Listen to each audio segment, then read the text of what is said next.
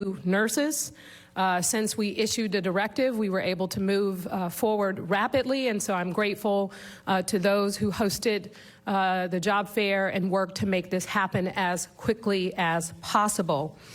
We also have an update on our PPE, which we hear a lot of conversations about. And I want to be clear, this is a problem all over the country. There have been real challenges for hospitals everywhere to get access to PPE. It is the thing that we need most in order to protect not only the people who are at the hospitals taking care of patients, but to also make sure that our first responders have the support and the equipment that they need. Today, the state has provided us with 1 million masks for our frontline healthcare workers. That's our first responders, our paramedics, our firefighters, our police officers. Facebook has provided us with 100,000 masks and 400,000 gloves. And thanks to the leadership of Supervisor Catherine Stefani, working with the private sector, Flexport has provided 60,000 masks, 34,000 gloves, and 2,000 surgical gowns and 50 thermometers. This has been really so many people, not only in the private sector, but others who have been stepping up to make sure that we have what we need as it relates to hospital beds, as it relates to personal protective equipment, as it relates to keeping people safe during this coronavirus pandemic. I also want to just put out a call to manufacturers all over the state and all over the country. I know we've been hearing a lot about the need for the president to provide a directive to companies to switch their daily course of business to producing PPE if they have the resources to do so. Even in San Francisco, we've seen distilleries switch from making beer to making hand sanitizer, and Mayor Eric Garcetti in Los Angeles has been working with the garment factories and others to shift the work that they do in order to provide PPE for their hospital system there. And I want to put out a call to those who have the resources and have the ability to help make a transition to provide this much needed equipment, to seriously consider doing so and reaching out to our state and local officials to provide the resources we so desperately need. In the meantime, I really want to thank all of those folks who have stepped up to make sure that we are prepared for what we know is coming our way. And in that spirit, I want to just reiterate, we have 131 new cases in San Francisco. And after issuing this directive about a week ago, for the most part, I'm really, really grateful to so many San Franciscans who have complied with the order, who are out going to the grocery stores and keeping that social distancing of 6 feet, the people who are walking down the streets and walking alone and maybe taking a jog and moving out of the way of other folks, folks who are walking their dogs and complying. But sadly, in some of our parks and in some along our beaches, we have noticed that there are a lot of people who have taken this opportunity to bring friends together to have picnics. And this is not what this is about. We, for the purpose of public safety, we need people to comply. We are closing all playgrounds, but what I don't want to do is close our parks because I want people to have access to recreational support. But I want people to comply with the order. This is very, very serious. Now, I don't have control over the federal beaches and the state beaches, but I, again, am hopeful that people will be mindful of the need to socially distance from one another so that folks can enjoy the fresh air and to get outside and exercise and do the things we know they want to do. But if things continue in the way that we saw them happen over the weekend, we will have no choice but to close our park system, to work on other mitigating suggestions that we need to do in order to ensure that people are not allowed to use these spaces. It's really the last thing that I want to do. So I want to plead to the people of our city to comply with the order. the folks who are out on the streets having drinking parties, the folks who are out on the streets socializing and coming together and not taking this social distancing requirement seriously, you are putting lives at stake. You are putting public health in jeopardy. This is important, it's serious, and ultimately our goal in preparing is to make sure that our hospitals have the capacity, have what they need to prepare for what we know is coming. It's not a matter of whether or not we're going to have more people get sick. They are. And what happens if it's your grandmother? What happens if it's your uncle? And what happens if we don't have a bed for them to be in because they got sick? We don't want to get to that point. And so the reason why I'm appealing to the public to ask for your support in complying with this order is because it is a matter of life or death. This is not the time for a party, for a play date, for things that people think that we need to do. This is a get outside, get some fresh air, practice social distancing, and be respectful of your neighbors and one another. I also want to take this opportunity to talk just a little bit about what we know are going to be some very serious challenges, especially people who we know are living paycheck to paycheck. So some of those folks in the restaurant industry who've gotten laid off, people in the hotels and other places, people of our immigrant populations who may not qualify for benefits, so many folks who are struggling. Yes, we put a moratorium on commercial and residential evictions, and yes, your water and power won't get shut off, but at the end of the day, we know that people need food, we know they have basic needs, and we want to make sure that money is not a barrier to those needs. Last week, we set up a fund, give2sf.org, and I'm proud to report, thanks to members of the private sector like Salesforce, the Hellman Foundation, Ann and Gordon Getty, and so many others, we are now well above $5 million in that fund that we will make available to San Franciscans to provide much needed financial support during this pandemic. And I want to thank all of the contributors for their steadfast support, their willingness to contribute, because it will be needed. I also want to mention that today we announced a arts relief fund of $2.5 million to help working artists and cultural organizations. We know that, for example, someone who makes a living as an artist may be performing on a regular basis at places like, our hotels or our restaurants, that this is going to be a very difficult time for them as well. And so we have provided this fund so that we can work with artists and arts organizations to get them through this hump. We have to make sure that we are dealing with this pandemic in a way that also make sure that we're supporting and helping other residents who we know need it the most, and the arts plays a critical role to the success and the vibrancy of our city. I want to provide also an update on the hotels that we've been able to work with. Last week, I had an opportunity to meet with members from the Hotel Council to talk about ways in which they could provide assistance. We put out a request for proposals and received over 8,000 hotel rooms that could potentially be available to us to support people who are living in single-room occupancy hotels who may need to shelter separately, our first responders and other folks who are working on the front line who may not be able to go home to their loved ones.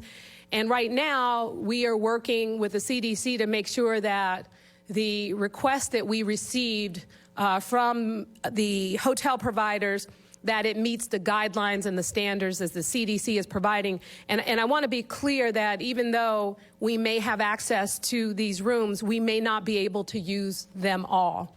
And Trent Rohr will talk a little bit about what this means and how this is going to help in this pandemic. And in more particularly, we are grateful to so many of the hotels who have really stepped up to the plate to help support San Franciscans.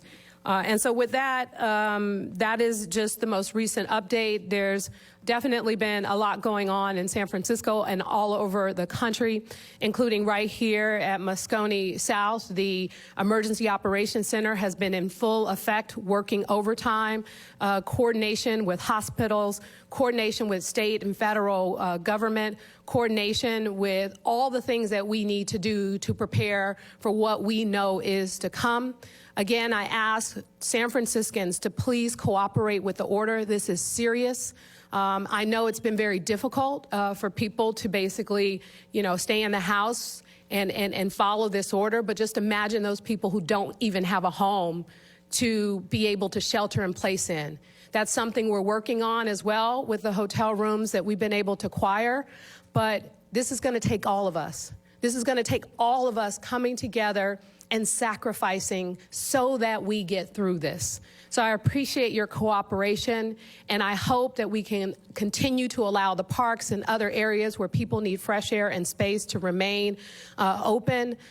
We will be moving in a more aggressive direction to address social distancing moving forward because ultimately our goal is to protect public health and public safety. With that, I want to take this opportunity to introduce Dr. Grant Colfax to provide a health update.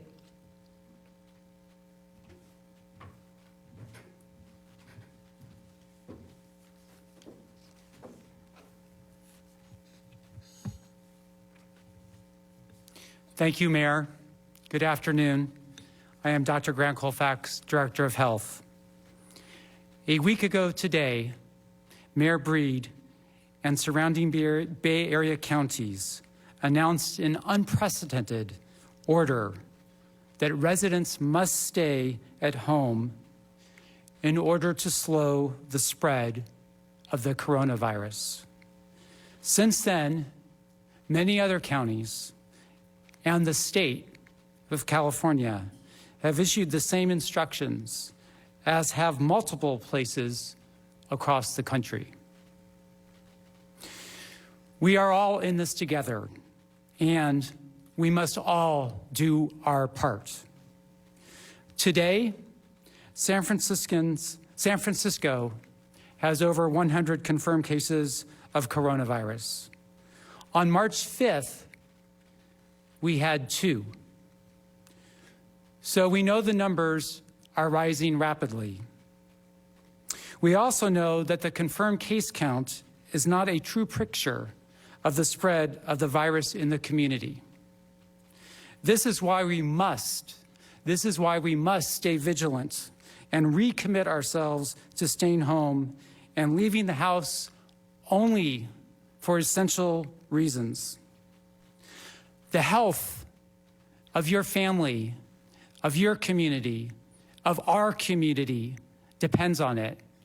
I simply cannot emphasize this enough.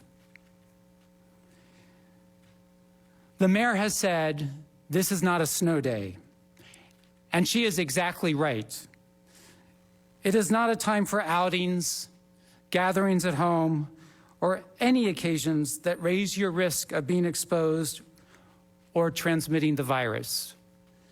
We need to slow it, and we need to slow it way down. I know there is disruption, inconvenience, and real hardship. I want to thank all San Franciscans, and especially the healthcare workers and first responders and other essential workers who continue to protect our community every day. However, I am sad to have to say that the worst is yet to come. Every community where the virus has taken hold has seen a surge in coronavirus patients who need to be hospitalized.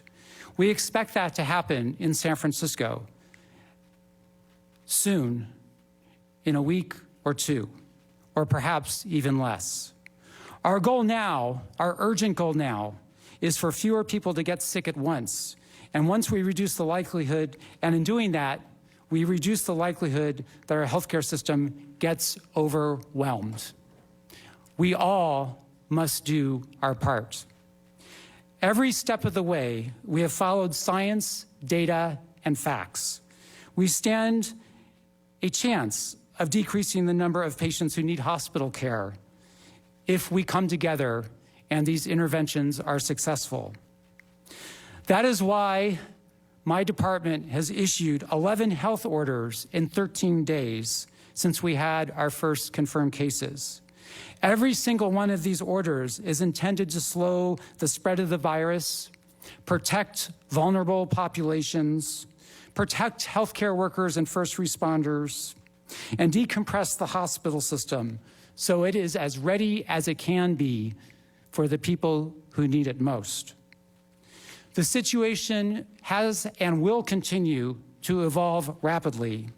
Today, we want to assure San Franciscans that hospitals in the city are working together in a unified plan to prepare for the surge. Our first task is to decompress the hospital and healthcare system as much as possible. All San Franciscans and Bay Area residents are ordered to stay at home. This is key. It doesn't make sense for us to go outside except under essential circumstances. And we've said you can go out for a walk, to walk your dog or with a close family member. But this is not the time to engage in full-born recreational activities. I have received a lot of questions about why don't we close JFK Drive in Golden Gate Park. It simply doesn't make sense. We are in the middle of a pandemic. Lives are at risk. We want people to stay home as much as possible and only go out for essential needs like grocery shopping.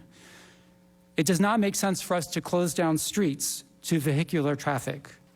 I understand people need to get out to get fresh air, but closing a street will encourage people to congregate in that area, which is counter to our public health goals. There are plenty of spaces in our city for people to get the exercise they require while maintaining adequate distance. We must continue to focus on social distancing and slowing the spread of the coronavirus. We are taking other key steps to prepare for the surge. We are restricting the surge in hospitals. We are restricting visitors to hospitals, long-term care facilities, and residential facilities to protect the health of the most vulnerable populations. We have canceled or postponed elective surgeries and routine medical appointments, moving services to telephone and video conferences as appropriate and whenever possible to reduce the volume of patients in the healthcare system. We are providing child care for healthcare workers at hospitals and clinics across the city to make it easier for them to continue working during the order to shelter in place. We are providing places outside the hospital for people with suspected or confirmed cases of coronavirus to remain safe and isolated to free up hospital beds. We have ordered enhanced cleaning of SROs, expanded shelter hours, and more meals served to shelters and navigation centers to improve the health and safety of vulnerable populations and to reduce hospitalizations. And as the mayor mentioned, we are scaling up staffing. Our hiring this weekend was unprecedented, with over 80 nurses offered jobs on the spot. And we will continue to need as many nurses as we can get. We are also preparing for an increased demand for necessary supplies. And let me be clear, with regard to supplies and personal protective equipment, or PPE, every healthcare provider in the city, from hospital CEOs to doctors, nurses, and frontline workers, wants there to be enough PPE for patients and healthcare staff who need it. Although PPE is in short supply everywhere, in San Francisco, in the Bay Area, across the nation, today we have enough. However, I am very concerned that will change when we get to a surge of coronavirus patients, and we are working on multiple fronts to get more supplies. That includes state and federal advocacy, and the governor has obtained millions of supplies for California hospitals. We also greatly appreciate large donations like the one that Supervisor Stephanie organized last week. Our top priority is the health of our patients, our community, and the people who care for them. In this challenging moment, we must remember our identity. We are a city of compassion and empathy in response to disease, as we have proved collectively throughout our history. I encourage everyone to support those who may be fighting this virus, who may be isolated at home, or who may be waiting for test results. This is our time to stay apart while we stand together as San Franciscans. Thank you.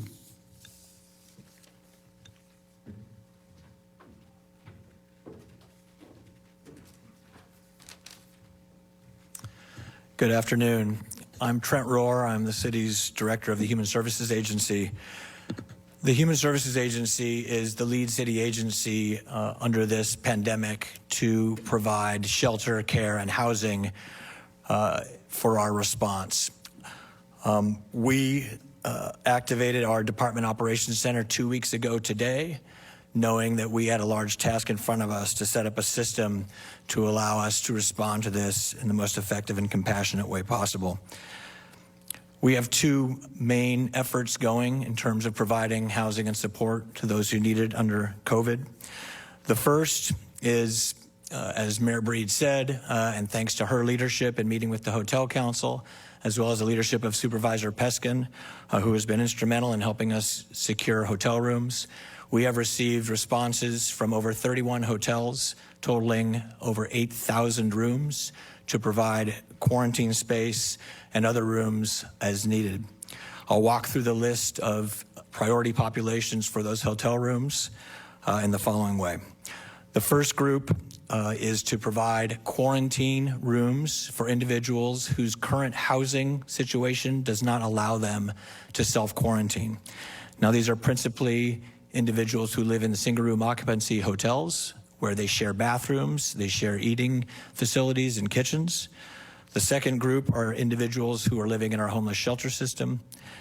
And then the third, of course, are individuals who are living in other congregate settings, such as Laguna Honda and others where they cannot quarantine. In terms of the numbers of population we're looking at, for the SRO population in San Francisco, there are about 19,000 individuals living in these rooms. Our shelter system has about 2,000 single adults. And in addition, there are about 8,000 homeless individuals on the street who we may need to provide hotel rooms for as well. With respect to that last population, the homeless who are on the street or in our shelters, the number one priority now, as Dr. Colfax said, is to provide a quarantine for those individuals who are currently in our hospital and waiting for a test result for COVID. These are individuals who do not need to be hospitalized based on their medical needs, but are in the hospital because they will not be released to the street. They must be released to quarantine rooms.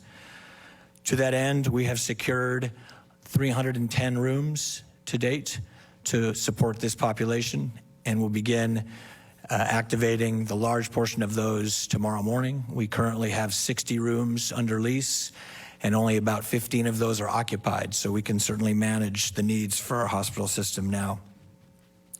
The second group of individuals are seniors who are living in the city's long-term care facilities, principally Laguna Honda Hospital, but other long-term care facilities. To the extent these individuals can self-care with a mild or medium level of support, we want to put them in hotel rooms to ensure that they don't contract the virus. In addition, it's critical that we provide support to our first responders. Some of the hotel rooms will be dedicated to our first responders. These are health workers on the front lines, whether they need them in order to remain in the city and not go back to their homes and communities and potentially get infected or spread infection. And also, if our frontline healthcare workers need to be quarantined, we have rooms for them as well. We also are activating a shelter plan in addition to the hotel rooms that we're securing. Now, the shelter is going to be targeted to individuals who are in a high-risk category but cannot self-care. And what we're calling these it's an integrated care shelter, which is really a shelter that provides health support, other needs that are critical to this population and that simply can't be provided within a hotel room. The shelters will also be used to decrease the population that are currently in our homeless shelter system in order to effectuate the social distancing we need in those shelters. We need to ensure 6 feet of separation across the 2,000 beds we have in our system. Those individuals will be placed in one of our shelters that we're setting up. We currently have Moscone North, which will be activated within 24 to 48 hours. That will be our integrated care shelter. We are assessing a second site that will serve as our shelter principally to reduce the census in our homeless shelter system. As the mayor said, we have about over 8,000 hotel rooms that came forward through our request for quote process. We estimate for all the populations that I just walked through that we will need between 4,000 and 4,500 rooms. It will take assessment teams to look at each hotel. This is a health inspector assessment, my staff assessment, and then we'll enter into negotiations with each of the hotels to provide the rooms that we need. As I said earlier, by the end of today, we will have a total of 320 rooms. We anticipate needing several hundred more over the next few days and anticipate those being able to come online.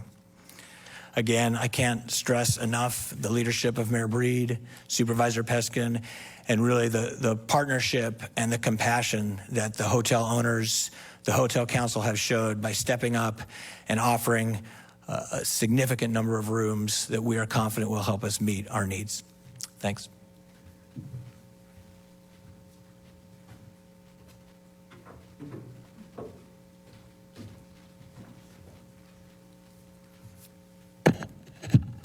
Thank you, Mayor Breed, and thank you to Dr. Colfax for your extraordinary work over the last many days.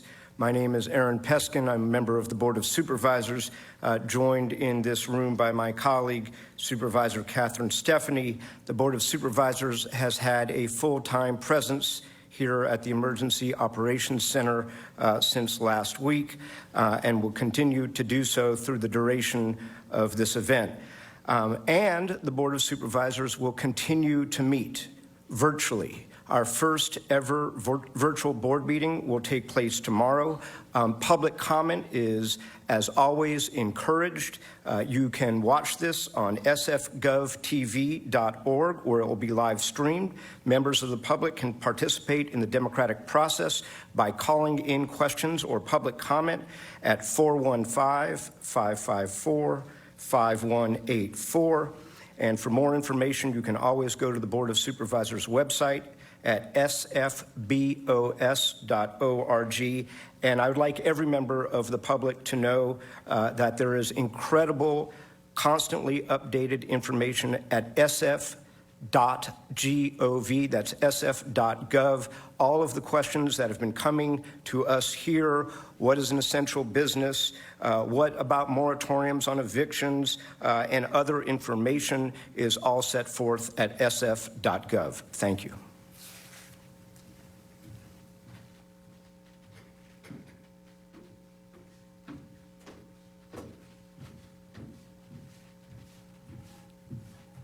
Thank you, Supervisor Peskin, and thank you, everyone, for being here. Now we want to take this opportunity to open it up to questions. And I also, maybe Chief Scott, you want to provide an update about what was happening in the city and what your plans are with the officers moving forward, and then we'll get into some questions.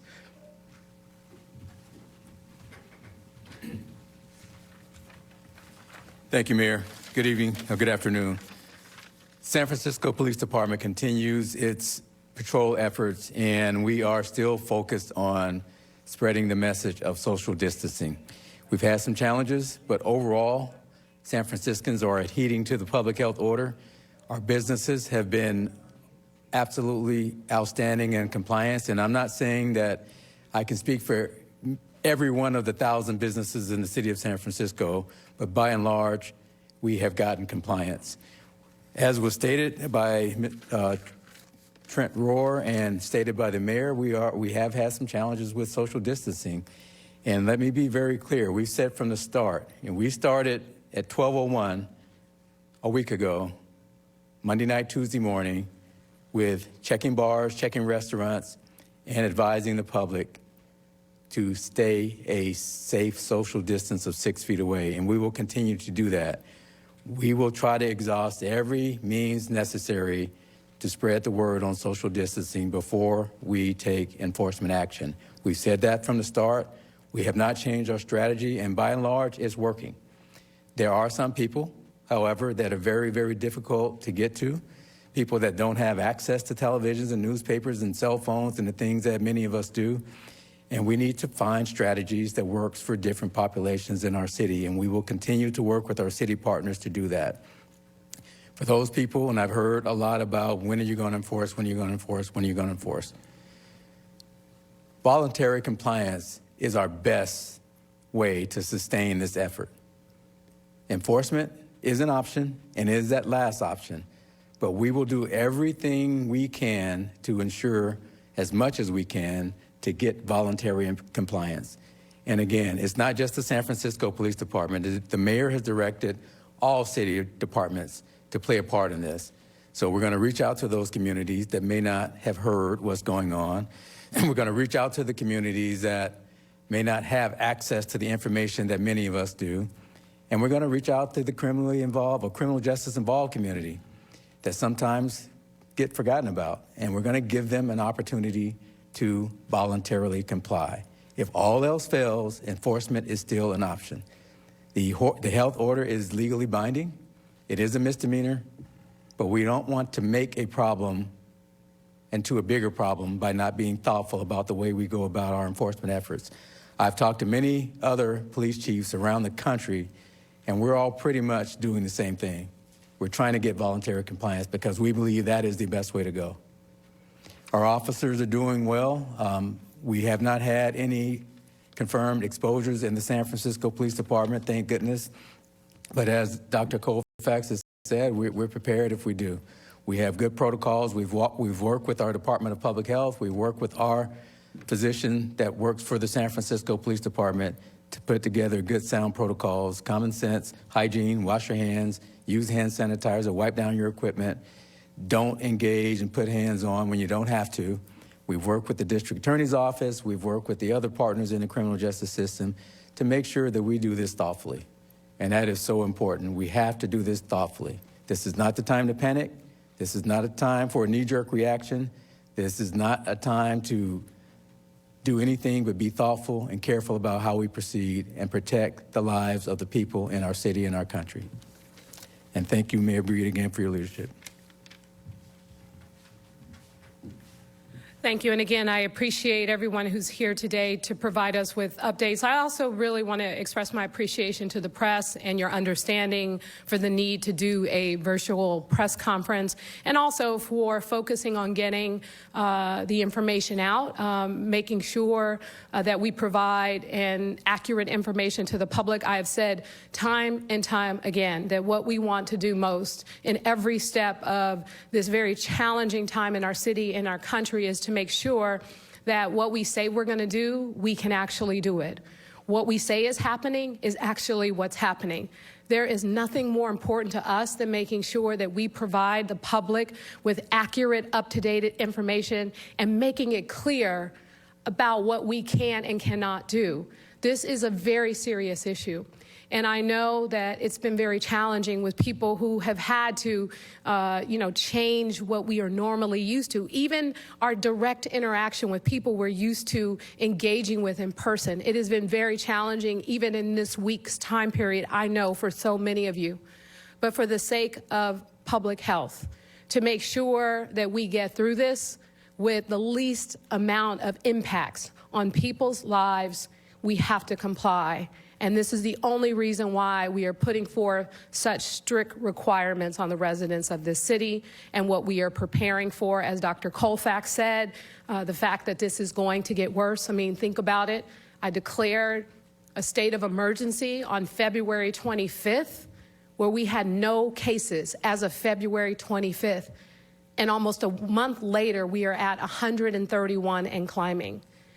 So that hopefully will give you some indication of what is happening. I mean, look at what is happening all over the world, in Italy and other places, where they don't even have the capacity in their hospital system to take in people who need hospital care. I never want us to get to that place here in San Francisco.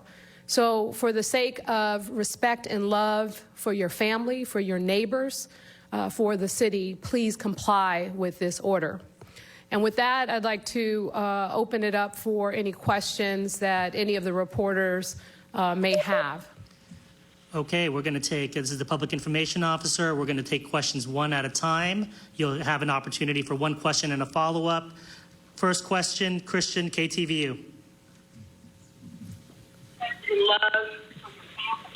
Okay.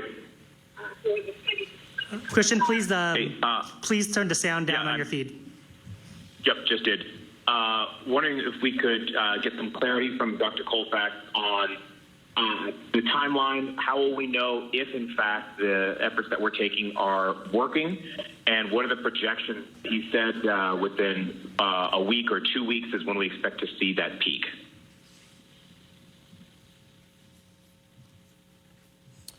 So thank you for that question.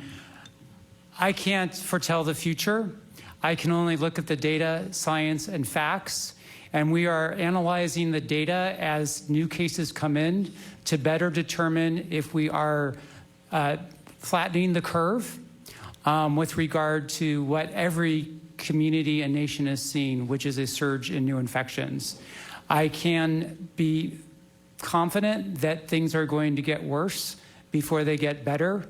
Unfortunately, if I knew the specifics of the timeline you're asking for, I would certainly share them. What I can say is that we are working with the world's best experts at UCSF, at Berkeley, to better model the epidemic so we have a firm understanding of how to be as prepared as possible. Thank you. Christian, follow-up.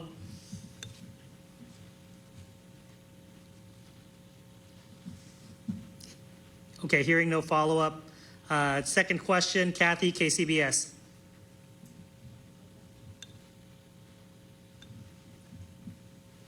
Kathy, are you still on? Oh, hi. Yes, I'm here. Sorry. Thank you for taking my question. Questions for Trent Rohrer, and also the mayor may want to comment. We heard from some of the supervisors today about the need for more hotel rooms than the 4,000 to 4,500 that Trent Rohrer mentioned, so that it takes in people beyond the groups that were discussed, so that as many unsheltered people as possible can be isolated.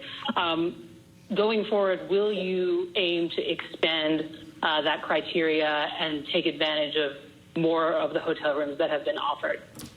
Let me be clear. We need more of everything. We need more money for artists. We need more hotel rooms for the homeless. We need more hospital beds. We need more everything.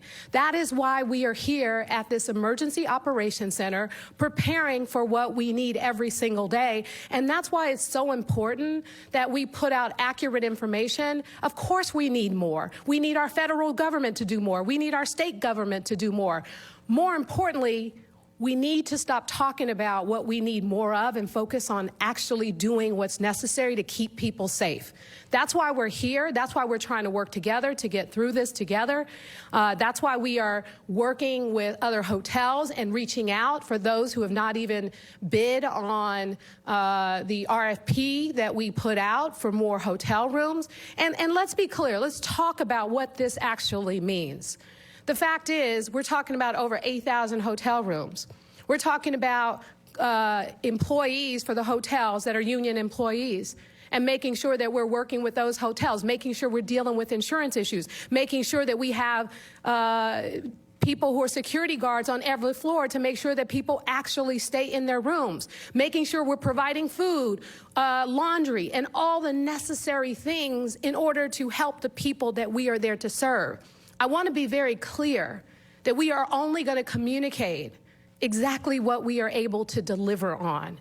And I think that is important to acknowledge. For whether it's hospital beds, whether it's hotel rooms, whatever it is that we need to make sure that we can deliver on the promise that we are making to the people of this city. And so this is what I'm focused on, and not on the criticism or the suggestions of what more we need. We know, everybody in this room, everybody in this city know we need more, and that's exactly what we're preparing for.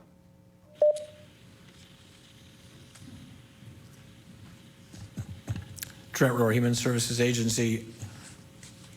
The approach we're taking for quarantine housing is guided by direction from the Department of Public Health, Dr. Colfax and his team of infectious disease experts, as well as from the CDC. The priorities, as I listed earlier, are for individuals who need to quarantine and cannot because of their housing situation. This is, again, individuals in SRO hotels, individuals in our homeless shelters, and most importantly, and the first priority, individuals who are currently in our hospitals and do not need to be there, but need to be quarantined. Those are the three priorities.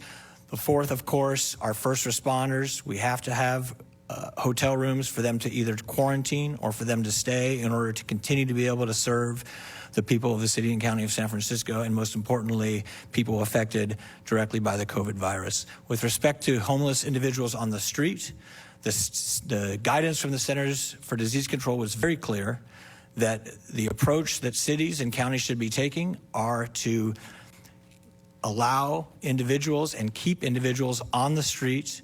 Do not bring encampments inside where they can infect others or increase the risk of infection. Rather, the guidance is very clear. We should be dispatching teams to ensure proper social distancing in our encampments, ensure that proper hygiene is adhered to. If we need to bring hygiene stations out to our streets on the street, should we need to do that, we will. State that individuals from the street should be brought indoors, and we are guided by experts in the field, health experts, the federal government, the state government, as well as our local leaders. All right, you've been listening to a Kathy, live can you news guys conference follow? from the Emergency Operations Center in the city and county of San Francisco, where various officials have been updating us on the spread of the virus and what San Francisco is doing to address it.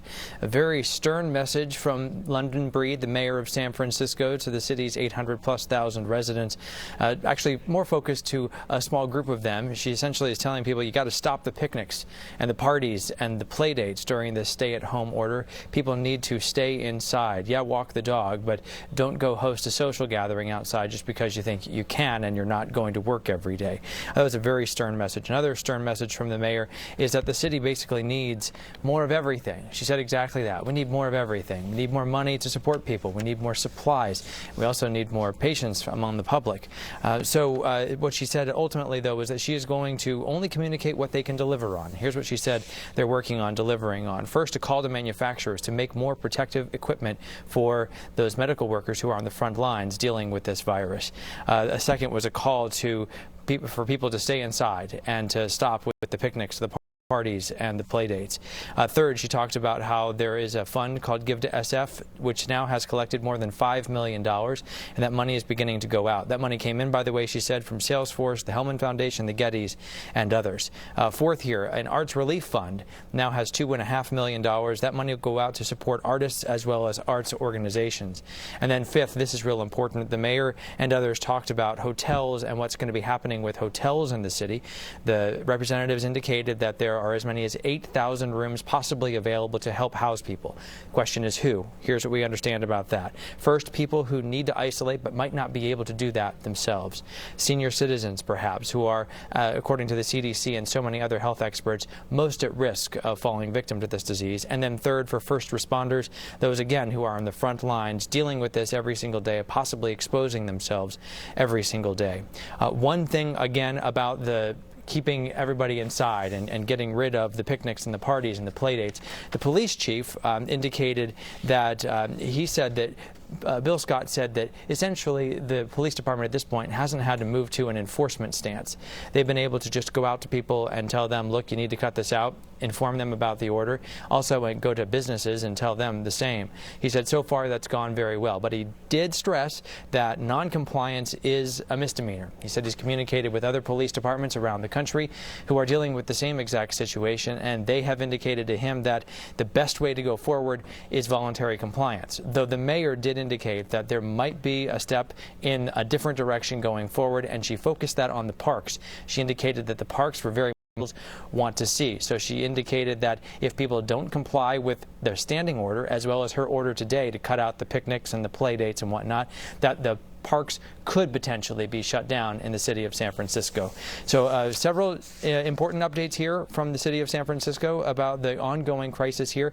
We're, of course, information to our ongoing coverage online at NBCBayArea.com.